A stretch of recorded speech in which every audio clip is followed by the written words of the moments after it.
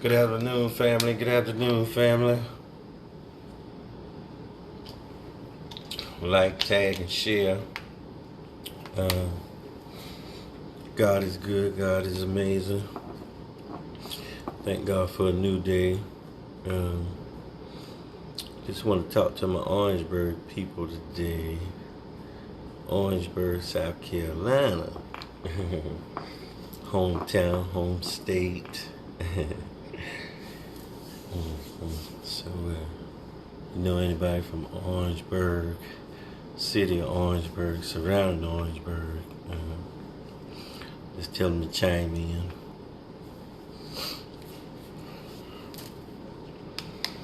Yeah, I just got finished speaking to some people that's in Orangeburg about some things that surrounded Orangeburg, that's going on in Orangeburg, and how people are not satisfied and happy with the way things are going in Orangeburg, the way that it's being operated and functioning. And one thing in particular was this election, this last election for mayor. And congrats to Paige Waymer for her good run, for getting out in the community, at least making the attempt, having the heart and the courage to make the run. And I'm convinced, since I'm from Orangeburg, that it's a set-up system, and I know a lot of people, they can't say these things openly or publicly. It's a set-up system. And when I say it's a set-up system, that means the hierarchy, the gatekeepers of Orangeburg, they don't want change. And it's kind of sad, because you would think with the crime rate as high as it is, with all the murderings and killings and so many things that's taking place there, subsidized housing, Section 8, low-income housing, the job market, and many other surrounding facts, that you would think that people would want change. You would want growth. You would want advancement for your city, for your county. Another thing I would like to point out also is that this last race was unfair. Yeah, it was totally unfair. Totally unfair.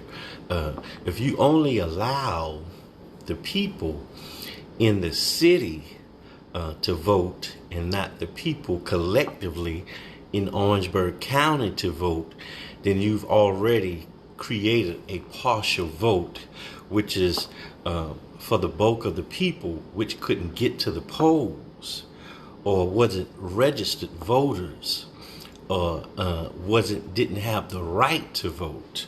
Then you place your counterpart, you place other people at a disadvantage to help bring forth change or growth. How you doing, my brother Elijah Bonaparte? Talking about Orangeburg, man. Talking about Orangeburg. Orangeburg Politics. It's Orangeburg Politics. And one thing about Orangeburg Politics, it's not according to how educated you are, how talented you are, how skilled you are. It's about your notoriety. It's about who you know. It's about the position that you hold. And it's about the network that you have. Because networks is a certain level of power. Because if I can say that only these people in the inner city gets to vote, And at the same time, the people that need to vote are not able to vote, or if they are convicted felons, or if they have a record, they are not able to vote, then all the votes are not accounted for. So how could that be a fair race? I mean, how could that be a good election? You know, it's not. It's not fair. No kind of way you cut it, it's not fair. It's that good old boy system. The good old boy system is, I wash your back, you wash my back, we shake hands, we do deals. We might not agree with each other on many points or different views or whatever our agenda or our goals are. But for us to stay in our positions to make different things happen, we'll just go along to get along, Let me see what my brother Elijah's saying. Yeah, it's all messed up. Yeah, it's all messed up, brother Elijah. It's all messed up. Seems like the gang violence has changed Orangeburg. It's a whole new gang culture in Orangeburg that's never been there before. When we grew up, we didn't have gangs, and I'll say this, I think it's a cowardly thing to be in a gang. I mean, if you can't stand by yourself, what would you need a crowd of people with you for? I don't understand that. If you real as say you are, you don't need to be in a gang. Like, what does that solidify? That's a whole nother conversation. But we need more leaders. We need more mentors. We need more big brothers. We need more OGs that are really from Orangeburg to tackle and handle and administrate this gang violence stuff. I remember when I was growing up in Orangeburg, you couldn't come to Orangeburg and do what you wanted to do. You couldn't come to Orangeburg and do what you wanted to do. You couldn't come and sell drugs, like these people are doing. You couldn't come and make yourself an asset or try to prosper illegally, and people in Orangeburg be satisfied with that. They would run you out of Orangeburg, or they would rob you. They would get rid of you.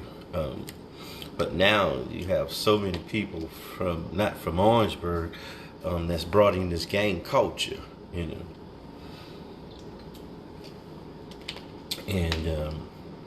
I don't understand when you ride down certain streets, certain neighborhoods and communities, and you can see this stuff live, and that it still can go on. How so? So that takes us to public safety. That takes us to the sheriff's office of how are you policing, how are you patrolling. Do you turn a blind eye to it?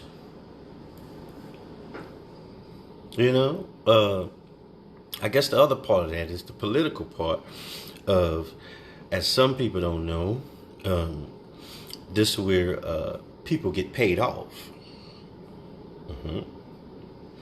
People get paid off, and they only target certain areas. If you notice, in the inner city of Orangeburg, there's not a lot of drugs, but the outskirts of Orangeburg, and predominantly Orangeburg County, I can break it all down for you. So when you start talking about places like Santee, Holly Hill, Utahville, Vance, Bowman, Roseville, different places like that. I can list all the 15 towns in Orangeburg County. I should be Mr. Orangeburg because I know the whole history of Orangeburg. So that's why I can speak on this subject so effectively. And law enforcement is not doing their job for Orangeburg, And the sad fact of the matter is, what it all boils down to is, the mindset is, if it's nothing that's affecting their family, their family life, their children, or anyone that's close to them, they don't care. They don't care. And the sad fact of the matter is, you can't serve people that you don't care about. And being a police officer or a sheriff, you're supposed to be a public servant, a public official, to serve the community.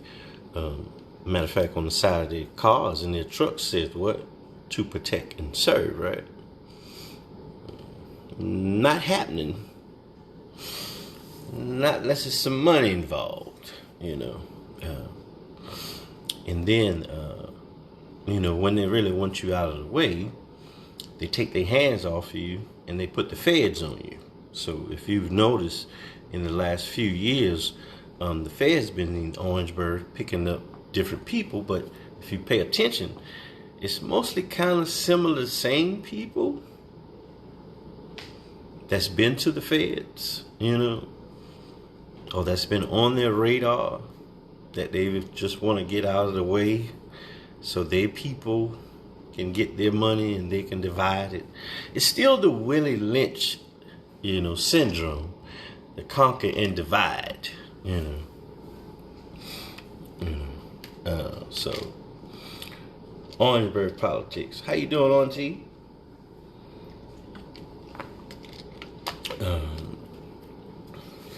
So yeah, we need for the leaders that are in ministry and that have churches in Orangeburg, it angers me that they are silent. I mean, so nobody is evangelizing. Are you going into these neighborhoods? Are you going into these communities? Where's the mentoring at? I'm gonna put that challenge right in your face. Where's the mentoring at? That's a part of the gospel.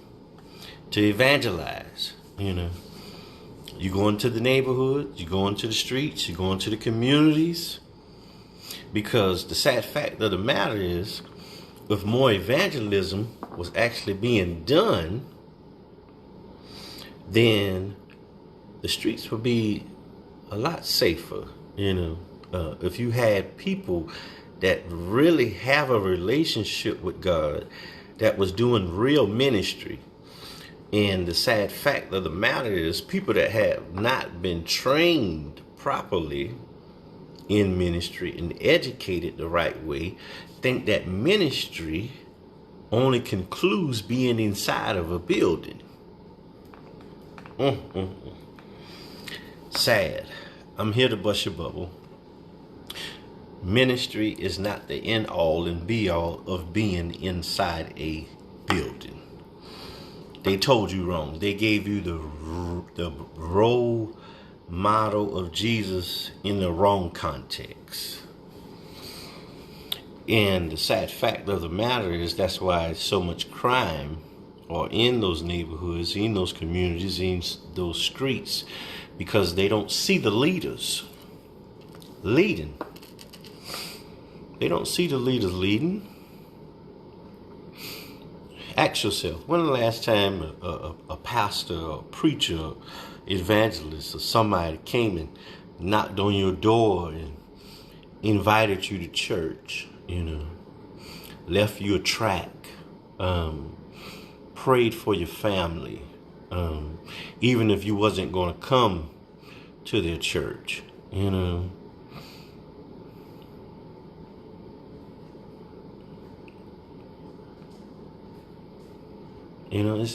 it's crazy, So I guess people highlight being a part of the fivefold, but where are you evangelizing? Or are you just evangelizing in the building? You can't evangelize the people that's already saved. So you're supposed to evangelize the people that are lost. And we have a lot of lost people in these communities, in these streets. Okay, where Jesus tells us to go into the highways and the byways and compel them to come in. So the motto of Jesus have been misconstrued in this church hierarchy, and somebody needs to push the reset button to say, listen, we're not doing this right. We're not doing this right. This is the reason why our city is under attack, because there's not a standard of the fear of God. And the sad fact of the matter is, if you speak to many young folks that are in the streets, in those communities, the reason why they don't respect leaders, the reason why they don't go to churches, is because they don't see any leader come checking on them. And I'm not talking about setting up in their neighborhood just to feed them. That's charity. Stop treating people's communities and livelihoods like a charity case. You need to evangelize to them. You need to witness to their soul. You need to give them some practical things to help them change their lives. And I think that's the bigger issue. People are just preaching to people, but they're not giving them anything practical that they can do. How about your church host a workshop for people who don't have an education, that need a GED, or a high school diploma, or need a trade, How about collaboration? One thing I notice with other cultures is they collaborate. Even their churches, even their ministries, they collaborate and they bring resources together for their communities so that they can get the crime rate down and the killing and the murdering so it doesn't happen around them. You hear about people getting killed in the suburbs? No. Can you go and say that this is a one particular store or gas station that you're not safe going to if you go in those neighborhoods? No. But we can name a few for sure in Orangeburg that if you pull up to, you would have to be concerned for your life. Matter of fact, they've made it a meme, and it's actually a theme in Orangeburg about the Bojangles gas station store on 33. I mean, it's like you want chicken at the risk of dying, or you want to go to the store to get gas that bad that maybe you might lose your life. Like, come on. You get out your car, somebody trying to sell you something or beg for something. Come on. We got to do better. We got to do better. And another thing is, we need to enterprise. We need workshops on enterprising. Let somebody come in that have the skill set, who has the gift that can teach your church, teach your ministries how to build and not just preach. Preaching is fine, praying is fine, but what are you building? Matter of fact, do you own the building? Do you own the building in the neighborhood that you leasing or renting? Like, you know, come on. That's how you revitalize and reconstruct and restore neighborhoods, communities, cities, counties. You know, you got to go in and build. You got to go in and build. That's why you shouldn't join every church. You know, all these little pop-up churches, all these little pop-up ministries with these little pop-up leaders, you know, all they concerned about is preaching and prophesying, but they ain't building nothing. Ain't bringing no resources for the people, and they getting richer and the people are getting poor. That's sad. That's not the will of God. How you doing, Sister Tanya, Dancer? How you doing, woman of God, Amanda?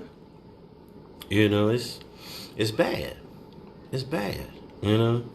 I wouldn't want to be a part of a church or a ministry or organization that wasn't building. And I'm not talking about just building platforms or building a lot of views on a live stream or on a Zoom or a prayer call meeting, you know, or in a Facebook group. I'm talking about building in your community where you from, you know? Because the sad truth of the matter is, if you're not doing what God called you to do, then your life is irrelevant. Your life is irrelevant. Because my thing is, how can it be so much darkness in a city with so many people who proclaim to be in the light? That's a lie. It's got to be a lie. Because if you're the light, like Jesus said, and the light of Jesus live in you, then that means it can't be darkness all around you. That means obviously your light is not shining. It's some things ain't spiritual. Some things is just common sense. You know, if you listen to my atmosphere, it's peace, right? If you look around me, it's light, right? Right? Because I'm light. So wherever I go, it radiates. So are you just staying inside, letting the light shine on light? Or are you going to be committed to the ministry of reconciliation? And I challenge this to every leader that's from Orangeburg, whether you're a pastor, bishop, apostle, evangelist, prophet, prophetess, minister, deacon, praise dancer, whatever ministry, gift, or capacity, calling, or mantle you operate in or function in. 1 Corinthians 5 tells us that we're supposed to be ministers of reconciliation. And the simple terms of that is that wherever God has brought you from, you're supposed to go back and pull somebody else. Or you're going back to the places that God delivered you from and witness to somebody. Or you done got so high-minded. You done got so self-exalted. Oh, you forgot where God brought you from. Do he need to remind you? Huh?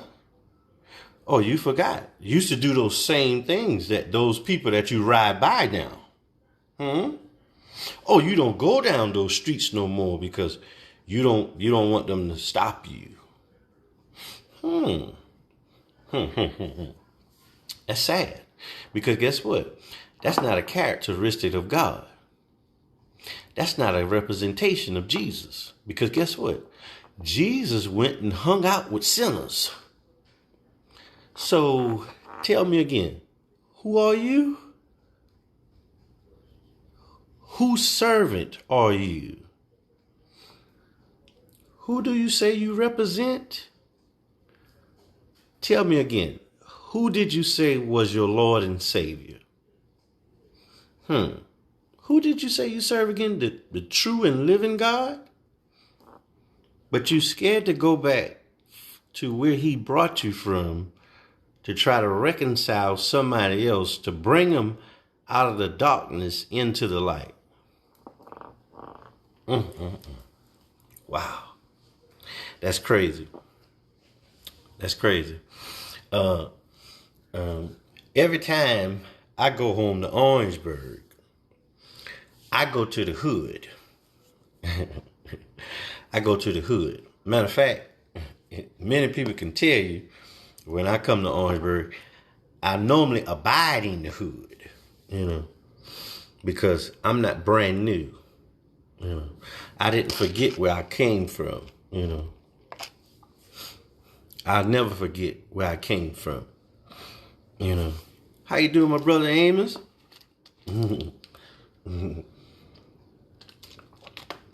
Maxie Street. I'll never forget where I came from. Because see, when you forget where you come from, then God can't use you. Because what is your testimony about where he's brought you from and what he's done for you? Nobody can identify with you when you can't admit where God has brought you from.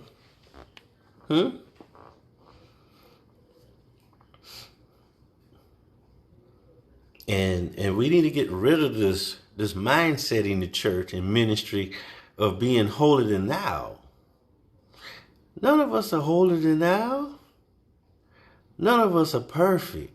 I don't care what your gift, your title is, your ministry, how many churches you got, how many followers you got, the size of your congregation, how many degrees you got. None of us perfect. All of us need the grace of God every day. How you doing, Sister Shantae? By way of Santee. We got to be the light. We should be the light. When people encounter us, they should know that we're different. And we should be able to sit down and have conversations with the lost, sharing with them the love of God. And if y'all get a chance, y'all make sure y'all support my brother Kevin Gass. They call him Lumpy, Y'all make sure y'all support him. He's a great advocate in Orangeburg. He's reaching out to the youth. He's got an organization, to give a kid a dream to do some things that they would never have done before. He's a mentor, he's a father, he's a minister, and we had the same paths, we had the same paths. So, and that's my brother, and I ain't saying that's my brother because of what he's doing. He my brother because I know him personally. You see what I'm saying? It makes a difference when a person know your history for how God changed your life, how he delivered your life, and what he's doing in your life now. See, that makes a difference. That's reconciliation. That's redemption. You understand what I'm saying? And I wish he had the support that he needed in Orangeburg from the churches, from the ministries, from the leaders, and he wouldn't have to be doing, the business that he do, landscaping and lawn care. I'm not knocking that, but he should be able to be more focused on the organization for the youth, because that's what's going to change the trajectory of any city, any county. You got to start with the youth. You got to start with the youth. We need more facilities for the youth. We need more after school programs. We need more leaders stepping up. We need more leaders that's investing and sowing. Instead of y'all going running, opening up all them clubs. Yeah, I said it. Opening up all them clubs, them sports bars. Put some money together and buy your hood back. That's how you really be a boss. Buy your hood back. If you really want to be a boss, buy your hood back. Instead of being on all them videos with the money up by your ear and all this other crazy stuff, and in the videos of shooting all these different big guns and stuff. I mean, I don't get it. That's crazy. That's foolish. I mean, when we was in the streets, we didn't do that. I mean, I think it's personally snitching on yourself. I mean, I would never do it. I mean, you got police, sheriff, FBI, CIA on Facebook. I mean, you on Facebook pulling up the spots, smoking weed. You on Facebook all day rolling up weed.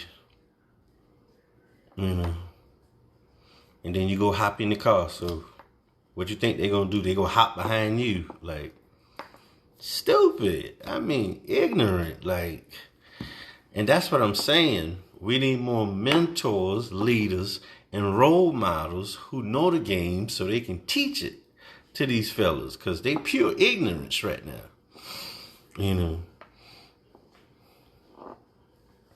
And it's a system, that these young men and them young women need to avoid, and we got to be the standard, and we need to get back to that each one teach one, and the only reason why many of us are living today is because we had somebody else to tell us, to teach us what not to do, Because when I was younger, I made a lot of foolish mistakes. I ain't gonna never tell you I was perfect. I was one of the wildest fellas you ever wanted to see. Like them fellas say now. They say they steppers, right? They ain't no steppers. Because steppers wouldn't talk about it. They wouldn't broadcast it, You on Facebook showing all your guns. Like, why would you do that? Letting people know what you got. I mean, when people know what you got, they know how to prepare for you. Like, all that broadcasting. Like the young folks say, all that capping. But, we got to take back our communities, our neighborhoods, and our streets, Now, if you scary now, if you afraid, then I ain't talking to you, I ain't talking to you, Because you got to be bold to be ready to go and clean up a lot of this stuff, You can't be afraid to speak your mind, regardless of who don't like it. And I advise many of you, start going to them city council meetings, take some time out, go to those city council meetings so you can have a voice, so you can matter,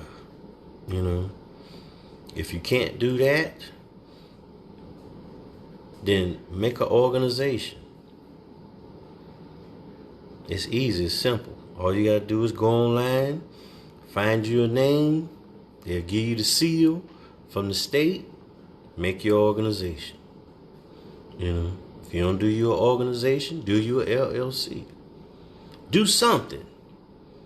Do something. Do something to encourage, to inspire, to transform, to challenge, to bring change. Even if you just spark one conversation, you never know. What you might spark might make it all the way to the state house. What you spark might make it in a city council meeting.